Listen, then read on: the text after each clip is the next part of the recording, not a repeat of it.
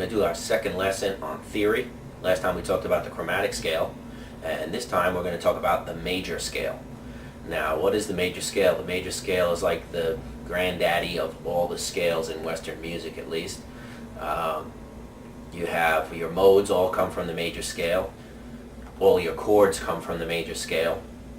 Now, when you're switching around notes, you're playing a minor scale or some exotic scales, then those things kind of switch around. But the thing you need to remember is no matter what chord you're playing, you're always going to refer back to the major scale.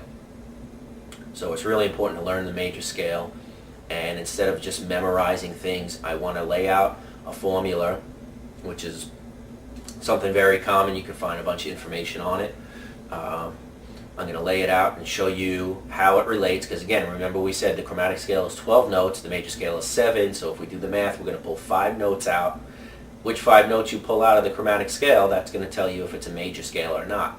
And then as you switch those around, use different combinations, we're going to see in some other lessons that you can do pentatonic, you can do 5 notes, 6 notes, 7 note scales, there's all different kind of stuff.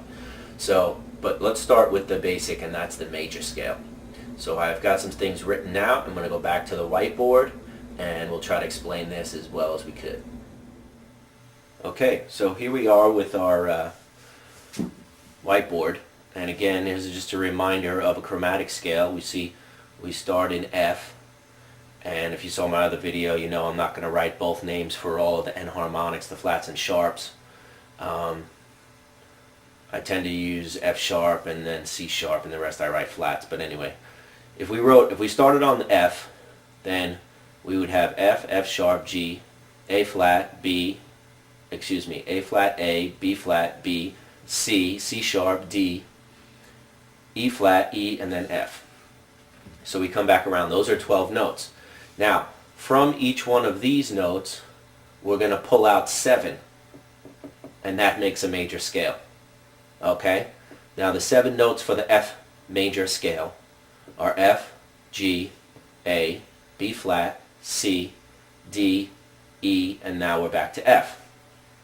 This right here is the relationship between these notes and these notes. Remember, this was the original, and we decide we're going to pull out 5 notes. 1, 2, 3, 4. Oh no, those are the distance between the two. Here's the notes. 1, 2, 3, 4, 5 notes are missing. Now, which notes? This is the formula we're going to follow. This stands for whole, whole, half, whole, whole, whole, half. Now what does that mean? If you remember, I said that the chromatic scale, each one is a half a step apart. Just like each piano key is a half a step apart, and each fret on the guitar is a half a step apart. 2 halves make a whole. That one's pretty easy to remember. So, remember, this is not which note we use. This is the relationship between the first note, which is always going to be the note of whatever you choose, whichever major scale. In this case, we're doing an F major scale, and the next following note. So, if I start on F and I have to go up a whole step, that means I have to go up 2 notes or 2 frets or 2 keys, however you want to remember it. But it's important for you to also remember the word whole. So from F, I'm going to go up to G. And that's why our next note is G.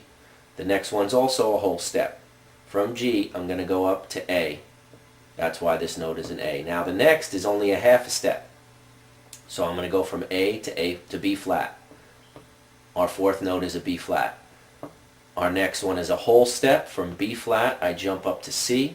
There you go as a C, 5th note of our scale.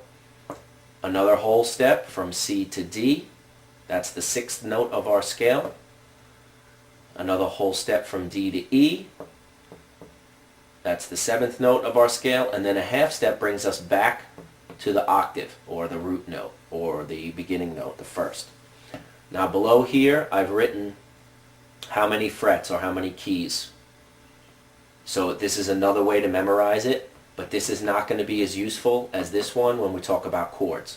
But for now, we can use it. 2 frets, 2 frets, 1 fret, 2 frets, 2 frets, 2 frets, 1 fret. If you remember, this is the same pattern that we saw on the piano. there were 2 black keys, a space, then 3 black keys and a space. 2 black keys, a space, 3 black keys, and a space. Because here's the black keys. 2 black keys, there's your space. 1, 2, 3 black keys, a space. See that? Now, down here, I wrote the value, the numbers of each note of the scale. This is going to be important when we figure out which notes to use. For instance, if we want to use a major chord, if we want to make a major chord, we're going to take the 1, the 3, and the 5, and you put those together in any order, and you get a major chord. Which major chord? Well, which major scale are you using? So if we're using an F major scale, and we take an F, an A, and a C on the guitar or whatever instrument you're playing, that's going to make an F major chord.